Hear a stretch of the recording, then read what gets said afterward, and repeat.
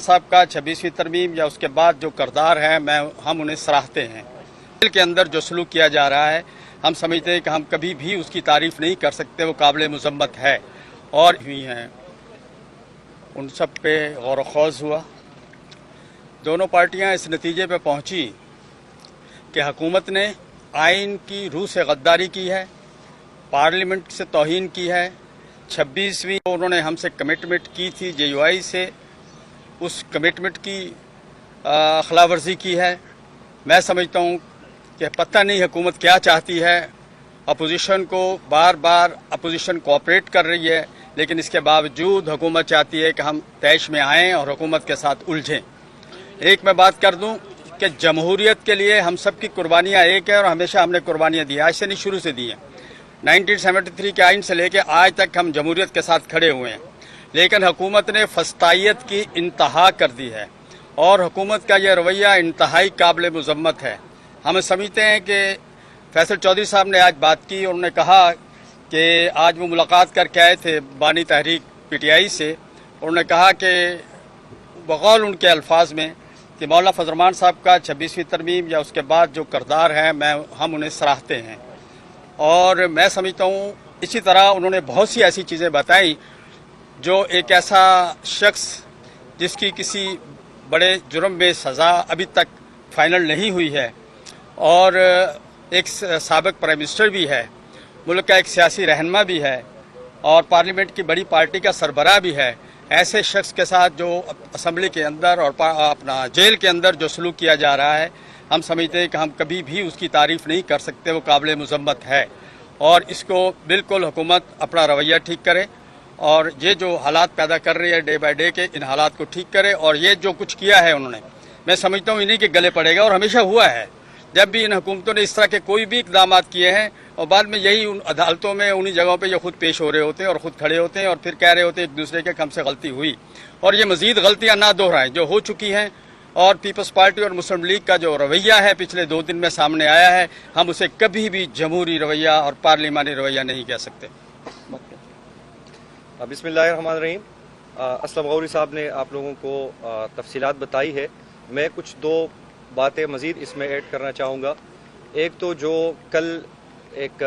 इस जाली हुकूमत ने, जिसको हम और जमीयत उलमा इस्लाम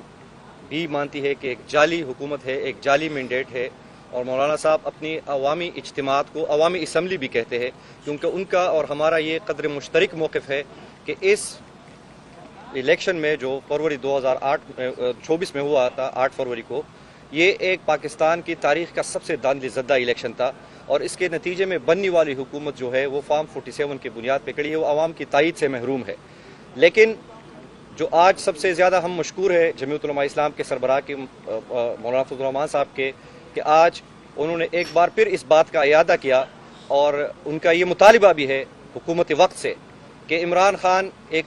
सियासी, जिस तरह असलम गौरी भाई ने कहा कि वो पाकिस्तान के सबसे बड़ी सियासी जमात के सरबराह भी है और सबसे मकबूल तरीन रहनुमा भी है,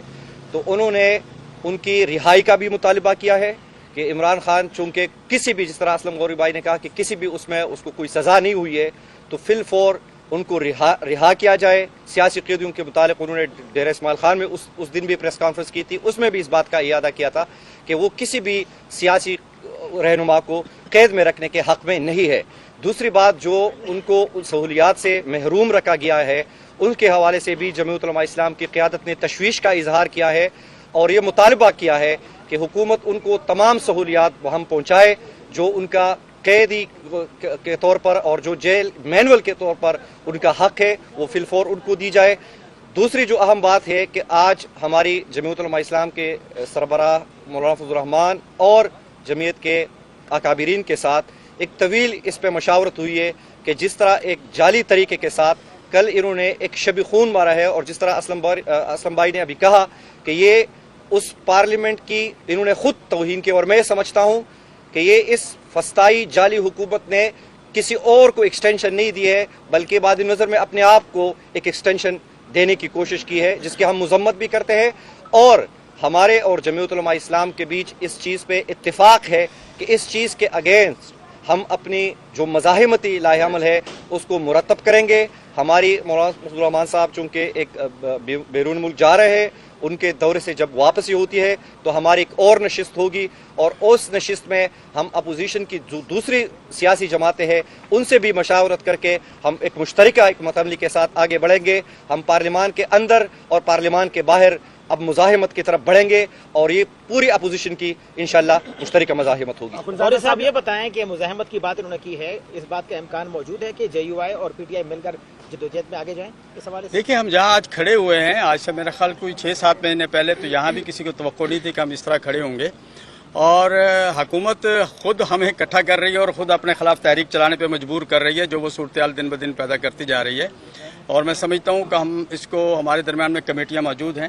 ہم روابط کو بڑھائیں گے، اور آئندہ آنے والی ایک ایک لمحے پہ ہماری نظر ہے. مولانا صاحب چونکہ ملک سے باہر جا رہے ہیں کچھ دن کے لیے،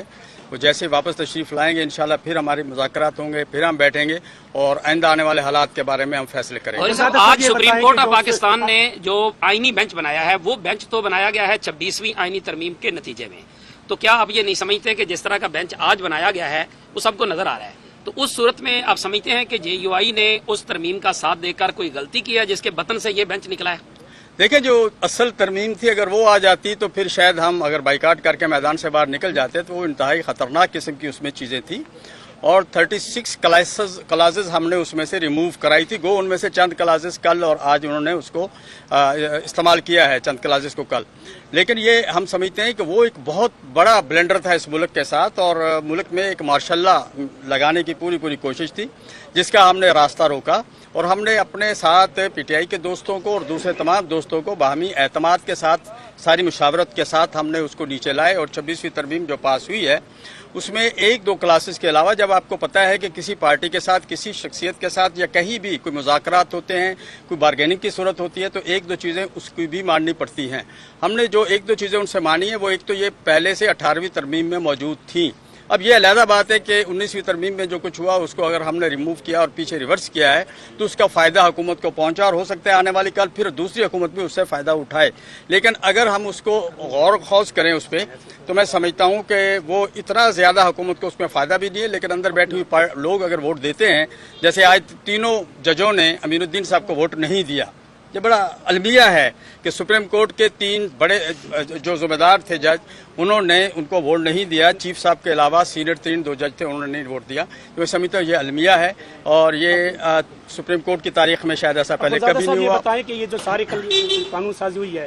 یہ اس کے ہم بھی چشمدید گواہ ہیں. سوشل میڈیا پہ یہ تاثر ہے کہ کل میچ فکس تھا پارلیمنٹ ہاؤس میں. ایک تو یہ تھا کہ آپ کی پارلیمانی پارٹی کے ارکان سے جب ہم قانون سازی کے بارے میں پوچھتے تھے، کسی کے پاس کوئی واضح لائحہ عمل نہیں تھا. ہم نے کہا پارٹی قیادت نے آپ کو کوئی واضح لائحہ عمل دیا، وہ لائحہ ہمیں نظر آئے. ایوان میں چلے گئے، ہم نے بعد میں پوچھا کہ آپ ان قوانین پر کیا ترامیم لائیں گے مستقبل میں، اس کے بارے میں بھی کوئی جواب نہیں تھا. تو یہ جو تذبذب تھا، میچ فکسنگ تھی، کہ اس حوالے سے آپ لوگ بھی تو واضح نہیں ہیں. کیا مستقبل میں اس قانون سازی کے حوالے سے آپ کا کیا لائحہ عمل ہے؟ دیکھیے، قانون سازی کے حوالے سے آج عمران خان صاحب کی بہنوں نے اور فیصل چودھری صاحب نے جو اڈیالہ جیل کے باہر گفتگو کی ہے، اس میں خان صاحب کا جو پالیسی سٹیٹمنٹ ہے وہ سب کے سامنے رکھا ہے کہ جس طرح کی قانون سازی کی گئی ہے اور جس ماحول میں کی گئی ہے اور جس طریقے سے کی گئی ہے، ہم سمجھتے ہیں کہ ہمارا اور جمعیت علماء اسلام کا یہ ایک چیز پہ بالکل متفق ہے کہ آئین کی روح سے غداری ہے، یہ پارلیمنٹ کی سپریمیسی سے غداری ہے. واضح لائحہ عمل کیا ہے اس بارے میں، قانون سازی کے بارے میں مستقبل کے ہم نے کہا ابھی ہم اس کے اوپر مزید ہم نشستیں کریں گے اور اس کے بعد ایک مشترکہ لائحہ عمل کے ساتھ انشاءاللہ آگے بڑھیں گے. غوری صاحب، جیسا کہ آپ نے سچویشن بتائی بانی پی ٹی آئی کی جیل میں، تو جے یو آئی باقاعدہ طور پر مطالبہ کرتی ہے کہ ان کی رہائی ہونی چاہیے. دیکھیں، وہ مقدمات کا جو اس وقت مقدمات کو فیس کر رہے ہیں، ہم سمجھتے ہیں کہ ایسا ٹرائل ہونا چاہیے کہ ملزم کو بھی اطمینان ہو کہ میرے ساتھ جو کچھ ہو رہا ہے وہ درست ہے یا غلط ہے، اور ان کے اگر مقدمات پہ رہائی بنتی ہے تو ان کو رہائی ملنی چاہیے. یہ نہیں کہ ایک مقدمے سے جان چھڑا کے دوسرے میں ڈالا جائے.